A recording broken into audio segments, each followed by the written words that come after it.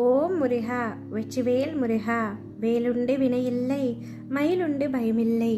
என் அன்பு தங்கமே, தர்மத்தின்படி தூய வாழ்க்கை நடத்துவதால் தான் இப்படி இவ்வளவு துயரங்களை சந்திக்கின்றேனா அப்பா என்று நீ என்னிடம் கேட்கின்றாய். அவ்வாறு நினைக்காதே தங்கமே.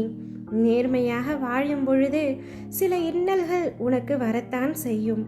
அதற்காக வழிநெறி தவறி வாழ்க்கையை நடத்துவது உன்னுடைய அழிவை நீயே தேடிக்கொள்வதற்கு சமம். உன்னுள் இருக்கும் கவலைகளை முதலில் பிறரிடம் சொல்வதை நிறுத்திக்கொள் தங்கமே.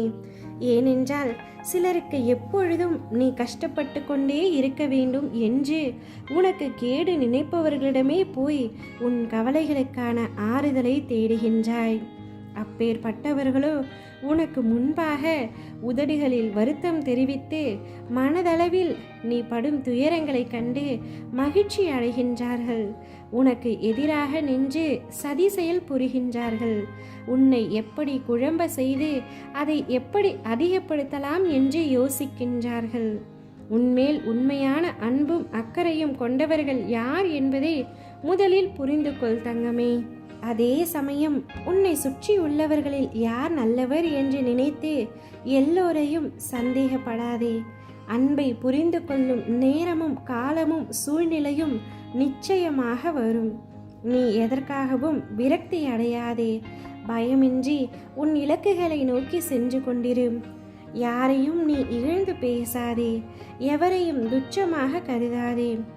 நம்பிக்கையானவராக நீ அவர்களுக்கு இருந்தும் உன்னை காயப்படுத்தியதற்கான உண்டான தீவினை அவர்களை போய் சேரும். நீ நிம்மதியுடனும் மகிழ்ச்சியுடனும் நிச்சயமாக வாழ்வாய். அதற்கு நானே பொறுப்பு. உனக்கு எல்லா சூழ்நிலைகளிலும் நான் துணை நிற்பேன். நான் உனக்கு துணை நின்று உண்மையை எடுத்துரைப்பேன். என்மேல் நீ கொண்ட நம்பிக்கையும் பொறுமையும் உன்னை எப்பொழுதும் காவலாய் காக்கும். என் வார்த்தைகளின் மீது நம்பிக்கை வைத்து செயல்படு தங்கமே. நீ எல்லா செல்வ வளங்களையும் பெற்று நிம்மதியான வாழ்க்கையை கூடிய விரைவில் பெறுவாய். உனக்காக எப்பொழுதும் நான் இருக்கின்றேன். உன்னை தேடி யார் வந்தாலும் அவர்களை சந்தோஷமாக ஏற்றுக்கொள். யார் உன்னை விட்டு விலகினாலும் அவர்களை சந்தோஷமாக வழி அனுப்பி வை. யாரையும் தக்க வைத்து கொள்ள வேண்டும் என்று நினைக்காதே.